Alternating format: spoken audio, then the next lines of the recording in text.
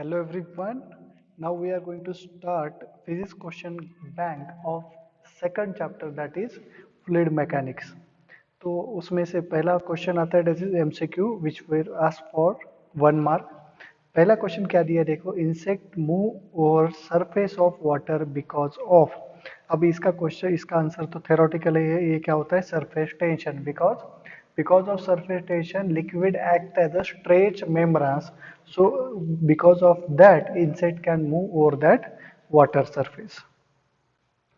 Next question number 2, the water droplets are spherical in fall due to, again उसका reason क्या है, surface tension. Because water droplet try to minimise their area in a given volume. तो sphere ही एक ऐसा shape है जिसके लिए क्या होता है, एरिया मिनिमम होता है फॉर अ गिवन वॉल्यूम। तो इसका आंसर है surface tension. Next question, surface tension of a liquid at critical temperature is 0. Again theoretical question. Next, unit of coefficient of viscosity is. अभी यूनिट निकालने के लिए आपको फॉर्मूला पता होना चाहिए। तो हमारे पास स्टोक्स लॉ है। स्टोक्स लॉ क्या है, 6 पाई ईटा आर वी। तो ये ईटा क्या आ जाएगा, F divided by 6 pi R V आएगा। तो फोर्स का यूनिट है न्यूटन, 6 पाई का कोई यूनिट नहीं, इसका मीटर, ये मीटर पर सेकंड, मतलब न्यूटन सेकंड पर मीटर स्क्वायर। तो न्यूटन सेकंड पर मीटर स्क्वायर ये वाला आएगा। Question number 4, two capillary tubes of radia 0.6 centimetre and 0.3 centimetre are dipped in the same liquid. The ratio of height through which the liquid will rise in the tube is. अभी ये capillary tube का question है। अभी हमें पता है कि H is inversely proportional to क्या होता है, R होता है, राइट। तो अगर मैं इसका रेशियो लूँ H1/H2 इज इक्वल टू क्या आएगा, R2/R1। अभी R2 कितना दिया, 0.3 एंड R1 कितना 0.6, तो ये कितना आएगा 1/2, ऑप्शन बी। क्वेश्चन नंबर 6, क्या दिया क्वेश्चन नंबर 6 में, the energy stored in soap bubble of diameter 6 centimetre and tension 0.04 newton metre is nearly. तो आपको डायमीटर दिया, मतलब रेडियस कितना दिया उसने, 3 सेंटीमीटर, मतलब 3 इंटू 10⁻² मीटर। टेंशन कितना दिया है, 0.04 न्यूटन पर मीटर। आपसे क्या पूछा है कि बोलो एनर्जी कितना आएगा। एनर्जी, तो एनर्जी का फॉर्मूला क्या होता है सोप बबल के लिए, तो एनर्जी होता है टेंशन इनटू एरिया, राइट। तो टेंशन इनटू, अभी सोप बबल है, मतलब यहाँ पर हमें क्या करना पड़ेगा, एरिया 2 टाइम्स कंसिडर करना पड़ेगा। तो 2 टेंशन इनटू एरिया कितना होता है, 4 पाई आर स्क्वेयर, राइट। तो 2 टेंशन कितना दिया उसने, 0.04 into 4 pi into R. R कितना है देखो, 3 सेंटीमीटर है, मतलब 3 इंटू 10⁻² का स्क्वेयर। अभी इसको सॉल्व कर लेना तुम लोग लॉग बुक के साथ, तुम्हें आंसर क्या मिलेगा, 0.904 into 10⁻³ joule, that is option A, right. चलो आगे बढ़ते हैं हम लोग। Question number 7, two stones with radia 1:2। तो रेडियस का रेशियो दिया, कितना दिया है, 1:2। Falls from a height through atmosphere, the terminal velocities are in the ratio, right. क्या पूछा हमें, टर्मिनल वेलोसिटी। अभी हमें पता है कि टर्मिनल वेलोसिटी क्या होता है, डायरेक्टली प्रोपोर्शनल टू रेडियस का स्क्वायर। तो यहाँ पर अगर हम लोग v1/v2 ले, दैट इज r1/r2 का स्क्वायर ले, तो r1/r2 कितना है, 1/2 है। तो 1/2 का स्क्वायर मतलब ये कितना आएगा, 1/4। तो इस क्वेश्चन का आंसर है 1/4, राइट। ओके, नेक्स्ट सेक्शन है that is very short answer, 1 mark के क्वेश्चन। क्या दिया देखो question, what is the surface film. तो सरफेस फिल्म क्या होता है, उसका आंसर भी यहाँ पे दिया है देखो, the surface layer of a liquid with thickness equal to the range of intermolecular force is called as surface film। And ये जो आपको यहाँ पर डायग्राम में एक्स वाई एंड ये जो एक्स वाई एंड ये एक्स डैश वाई डैश के बीच का जो रीजन दिखाई दे रहा है, this region is called as surface film. Question number 2, what are cohesive forces? The force of attraction between the molecules of the same substance is called as cohesive force. Example क्या है, force of attraction between two air molecules, force of attraction between two water molecule। कोई भी एक ही substance के 2 molecule ले लो, तो 2 molecule के बीच का फोर्स क्या कहलाता है, कोहेसिव फोर्स। नेक्स्ट आते हैं हम लोग, next question, what will be the shape of liquid meniscus for obtuse angle of contact. तो यहाँ पे डायग्राम में दिखाई दे रहा है, देखो ये फर्स्ट डायग्राम है ऑब्ट्यूज एंगल ऑफ कांटेक्ट के लिए एंड ये सेकंड डायग्राम है एक्यूट एंगल ऑफ कांटेक्ट के लिए। तो ऑब्ट्यूज एंगल ऑफ कांटेक्ट के केस में शेप कैसा है आपका, कॉन्वेक्स शेप है, कैसा, कॉन्वेक्स। एंड एक्यूट एंगल के केस में शेप कैसा है, कॉनकेव। तो इसका आंसर क्या है, कॉन्वेक्स शेप। नेक्स्ट है, नेक्स्ट क्वेश्चन क्या है, what is the net weight of a body when it falls with a terminal velocity through a viscous medium. अब ये टर्मिनल वेलोसिटी क्या होता है, देखो जैसे ही हम लोगों ने, अच्छा पहले इसका आंसर पढ़ लेते हैं उसके बाद एक्सप्लेन करता हूँ। When a body is falling through a viscous medium, it attains terminal velocity. The apparent weight of the body is balanced by the viscous force due to the medium.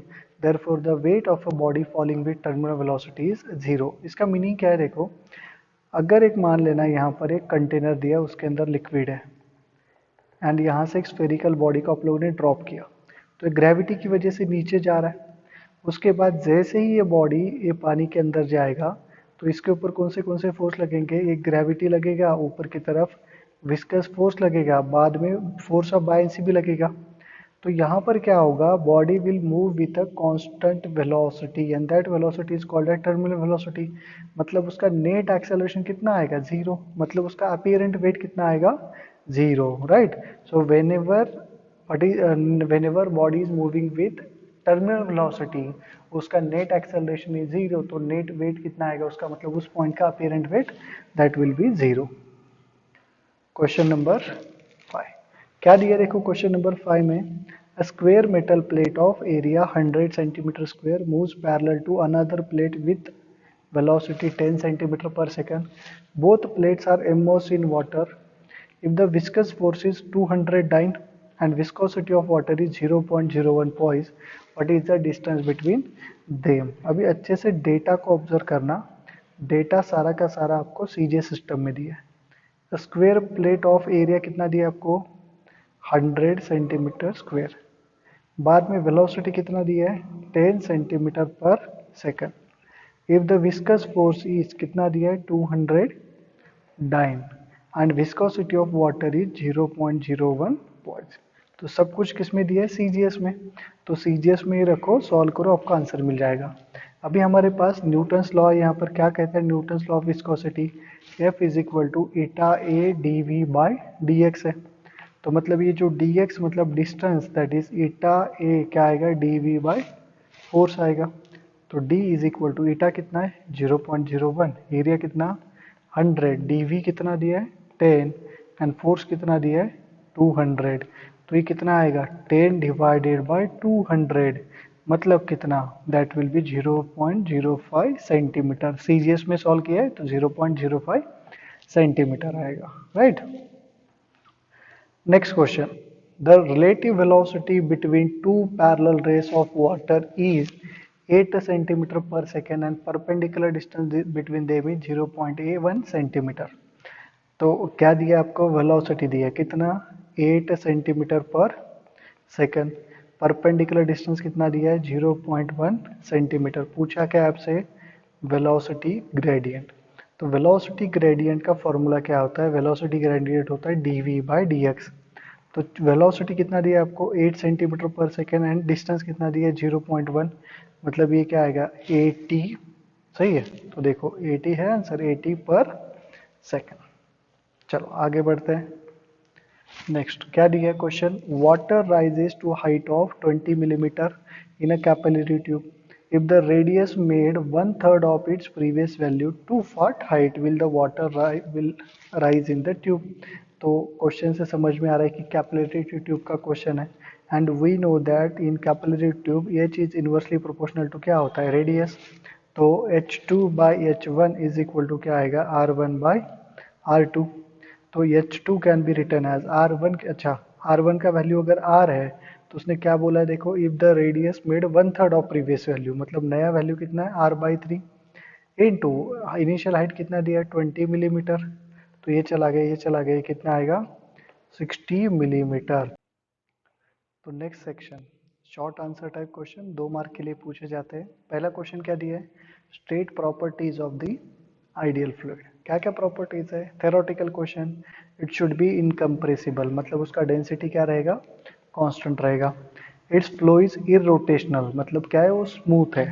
बाद में it should be non viscous and it's flow is steady, that is उसका velocity क्या है? Constant है। तो ये चार property याद रखो। आगे बढ़ते हैं नेक्स्ट क्वेश्चन की तरफ। Compare streamline flow and turbulent flow. तो streamline flow and turbulent flow का डिफरेंस क्या होता है? देखो, स्ट्रीमलाइन फ्लो मतलब स्मूथ फ्लो होता है, टर्बुलेंट मतलब इरेगुलर एंड अनस्टेडी फ्लो होता है, राइट। एंड इसका जो वेलोसिटी रहेगा, that velocity is less than critical velocity होगा। एंड इसका जो वेलोसिटी होता है, किसी भी फ्लूइड का वेलोसिटी अगर क्रिटिकल वेलोसिटी से ज़्यादा है तो that is called as turbulent flow, and critical velocity से कम है तो उसे क्या कहा जाता है? Streamline flow. Next is, in streamline flow the velocity of a fluid at any given point is always constant, but turbulent flow के अंदर velocity constant नहीं रहेगी, it does not remain constant.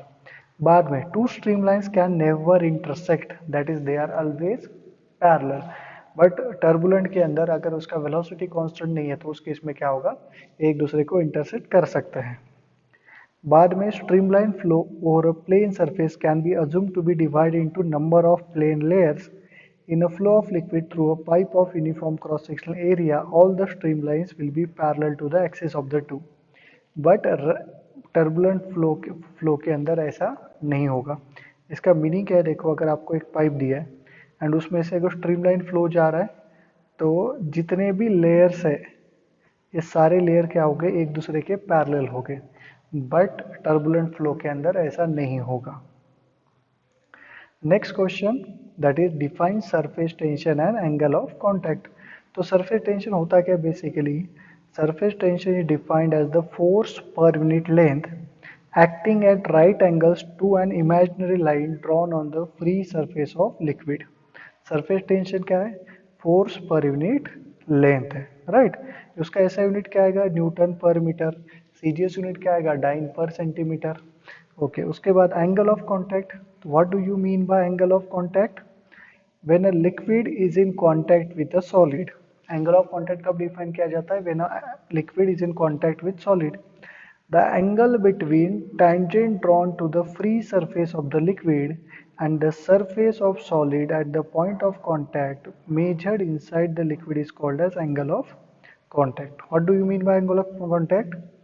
When a liquid is in contact with a solid, the angle between tangent drawn to the free surface of the liquid and the surface of solid at the point of contact measured inside the liquid is called as angle of contact. चलो आते हैं next question पे, that is question number 4। क्या दिया है question number 4? Numerical है। Calculate the rise of water inside a clean glass capillary tube of radius 0.1 mm। तो आपको रेडियस दिया है 0.1 mm, इसको एसआई में कन्वर्ट करेंगे तो ये 1 इंटू 10⁻⁻4 मीटर आएगा। When immersed in water of surface tension 7 into 10⁻⁻2, 7 into 10⁻⁻2 Newton per meter. The angle of contact between water and glass is 0. Density of water is 1000. तो density कितना दिया उसने? 1000 किलोग्राम पर मीटर क्यूब दिया। पूछा क्या है हमें? एच पूछा, राइज ऑफ वाटर पूछा।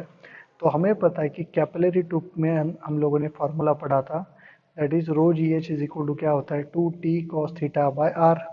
अभी थीटा तो वैल्यू उसने कितना दिया है? 0 दिया है, मतलब cos 0 इज इक्वल टू क्या आएगा? 1 आएगा।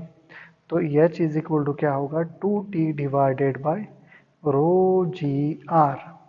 तो 2 इंटू टेंशन कितना? 7 इंटू 10⁻⁻2। रो कितना है? देखो 1000। जी कितना है? 9.8। और आर कितना है? 10⁻⁻4। अब इसको तुम लोग सॉल्व करना लॉग बुक के साथ, आपको आंसर मिलेगा 0.14 मीटर। कितना मिलेगा? 0.14 मीटर। नेक्स्ट क्वेश्चन क्या दिया है? क्वेश्चन देखो यहाँ पर, a raindrop of radius 0.3 mm falls through air with terminal velocity 1 meter per second. The viscosity of air is 18 into 10⁻⁻6. Find the viscous force. तो डेटा लिखेंगे, रेडियस कितना दिया है 0.3 मिलीमीटर, मतलब क्या आएगा 3 इंटू 10⁻⁻⁴ मीटर। टर्मिनल वेलोसिटी कितना दिया है 1 मीटर पर सेकंड। विस्कोसिटी कितना दिया है 18 इंटू 10⁻⁻6 न्यूटन सेकंड पर मीटर स्क्वायर। विस्कस फोर्स पूछा है, राइट। तो वी नोट दैट इस सबको रिलेट करने वाला कौन सा लॉ है, स्टोक्स लॉ। तो by using Stokes law viscous force is equal to 6 pi eta R V. तो 6 पाई ईटा कितना दिया आपको 18 इंटू 10⁻⁻6, आर कितना दिया है 3 इंटू 10⁻⁻4, वेलोसिटी कितना है 1। चलो इसको सॉल्व करो और आपका आंसर मिलेगा 1.017 इंटू 10⁻⁻7 न्यूटन। ये है आपके क्वेश्चन का आंसर। क्वेश्चन नंबर 6 क्या दिया है, two soap bubbles have radius in the ratio 2:2। तो रेडियस का रेशियो आपको दिया है कितना 2:3। Compare the work done in blowing this bubble. हमें पता है कि वर्क डन का फॉर्मूला क्या है, tension into area that is 4πr²। Bubble है मतलब उसको 2 से मल्टीप्लाई करना पड़ेगा। तो वर्क हम लोग लिख सकते हैं डायरेक्टली प्रोपोर्शनल टू r²। तो work done in first case to the work done in second case is equal to क्या आएगा r1/r2 का स्क्वायर। r1 कितना 2/3 का स्क्वायर, मतलब कितना आएगा 4/9। Answer is 4/9, right. Next section that is short answer 2। 3 mark के क्वेश्चन है इसके अंदर। क्वेश्चन क्या दिया देखो, explain the phenomena of surface tension on the basis of molecular theory. तो आपको उसके लिए क्या करना है, ये वाला पार्ट यहाँ से चाहिए तो कॉपी कर लो या टेक्स्ट बुक से भी कॉपी कर सकते हो। ये पूरा वाला पार्ट आपको एक्सप्लेन करना है उसके अंदर, राइट। बाद में question number 2, obtain an expression for the capillary rise और फॉल यूजिंग फोर्सेस मेथड। तो उसके लिए आपको ये वाला डेरिवेशन काम में आने वाला है, इसका यूज कर सकते हो आप लोग यहाँ पर। क्वेश्चन नंबर 3, क्वेश्चन नंबर 3 क्या दिया देखो, state Stokes law and give 2 factors affecting angle of contact. तो स्टोक लॉ का स्टेटमेंट है यहाँ पर, एंगल ऑफ कांटेक्ट किस फैक्टर के ऊपर डिपेंड है वो भी दिया है, अच्छे से नोट बना लो। हो गया खत्म थ्योरेटिकल क्वेश्चन। अभी आते हैं हम लोग क्वेश्चन नंबर 4 पे, दैट इज न्यूमेरिकल है, राइट। तो क्वेश्चन नंबर 4 में क्या दिया है देखो, 27 droplets of water, each of radius 0.1 mm, coils into single drop. Find the change in surface energy. तो आपके पास कितने ड्रॉपलेट दिए यहाँ पर 27 ड्रॉपलेट, हर एक का रेडियस कितना है 0.1 मिलीमीटर। इस सबको ऐड करके हम लोगों ने एक ही ड्रॉप बनाया, राइट, जिसका रेडियस कितना है कैपिटल आर। अभी उसने बोला है कि सरफेस टेंशन अगर 0.072 है तो बोलो कि चेंज इन सरफेस एनर्जी कितना आएगा। तो सबसे पहले देखो, जब ये इसको हम लोगों ने ऐड करके एक नया ड्रॉप बनाया तो उस केस में दोनों का वॉल्यूम सेम रहता है। तो इनिशियल वॉल्यूम कितना, ड्रॉप मतलब स्पीयर होता है तो स्पीयर का वॉल्यूम 4/3 पाई आर क्यूब। कितने ड्रॉप है 27 is equal to final volume कितना 4/3 pi capital R cube. 4/3 pi 4/3 pi cancel out, तो ये r का वैल्यू कितना आएगा 3r आ जाएगा। एंड स्मॉल r कितना दिया आपको 0.1, तो ये आएगा 0.3 मिलीमीटर। तो कैपिटल R भी आपको मिल गया यहाँ पर। पहले हम लोग एनर्जी निकालेंगे इनिशियल। तो एनर्जी कितना होता है देखो, एनर्जी होता है टेंशन इंटू एरिया। तो टेंशन इंटू एरिया, एरिया कितना है इसका 4 पाई, स्फीयर का एरिया 4πr²। और कितने स्फीयर है मेरे पास 27, राइट। एंड फाइनल एनर्जी देखा जाए तो कितना आएगा 4 pi capital R² into tension. तो चेंज इन एनर्जी पूछा है ना, तो change in energy is equal to final energy minus initial energy. Final energy कितना है 4 pi R² into tension minus initial कितना है 4 pi R² into tension into 27। तो यहाँ से अगर हम लोगों ने 4 पाई टी कॉमन लिया तो अंदर क्या बचेगा R² माइनस 27r²।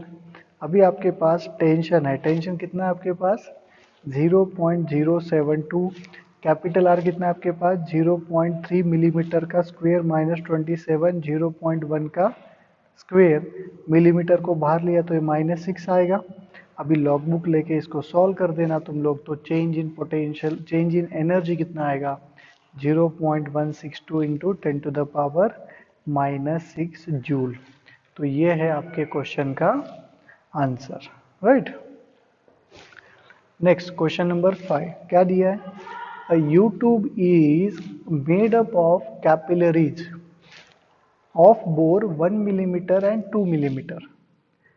तो दोनों का रेडियस दिया 1 मिलीमीटर एंड 2 मिलीमीटर।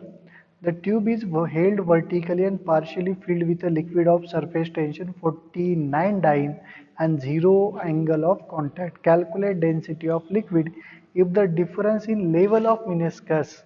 मतलब आपको हाइट का डिफरेंस दिया है, तो हाइट क्या होता है वो पहले लिख देता हूँ, 2t cos theta divided by r rho g होता है। तो हाइट का डिफरेंस कितना दिया उसने, h2 माइनस h1 दिया उसने 1.25 सेंटीमीटर। तो चलो सॉल्व कर लेते हैं फिर इसको। हाइट का डिफरेंस h2 कितना देखो, a2t cos theta divided bye, even simply तुम लोग ऐसे भी कर सकते हो, h का फॉर्मूला क्या है 2t cos theta by r rho g. मैं उसको क्या लिखता हूँ 2t cos थीटा बाय, क्या लिखा मैंने उसको R2 माइनस R1 रो जी। क्यों, क्योंकि दोनों केस में t सेम है, थीटा सेम है, बाद में रो सेम है, g सेम है, राइट। तो हम लोग लिख सकते हैं density is equal to 2t cos theta divided by R2 minus R1 g into 1.25 into 10⁻⁻²। Data put करो, टेंशन कितना दिया आपको देखो यहाँ पर, अच्छा सेंटीमीटर में पूरा डिस्कशन चल रहा है तो उसको सेंटीमीटर में रखो, कोई दिक्कत वाली बात नहीं है। तो t कितना दिया आपको 49, cos 0 तो 1 होता है, R1 R2 कितना दिया है देखो 2 मिलीमीटर 1 मिलीमीटर, 2 मिलीमीटर मतलब ये कितना आ जाएगा यहाँ पर 2 millimetre into 2 millimetre minus 1 millimetre करना पड़ेगा हमें।